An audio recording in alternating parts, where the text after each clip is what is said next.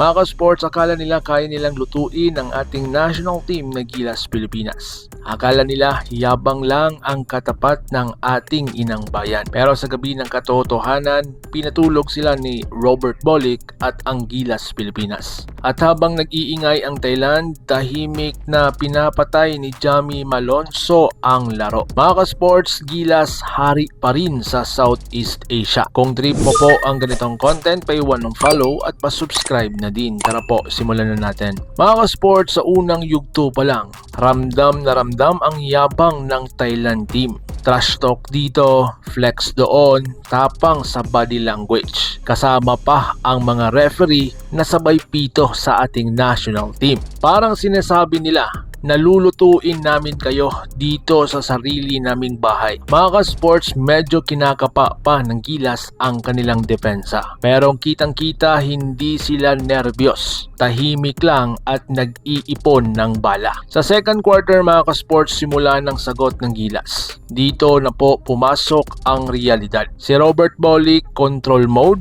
hindi nagmamadali, hindi nagpapadala sa emotion, isang tres, isang drive, at isang assist. Habang ang Thailand paingay ng paingay. At si Bolick patulog ng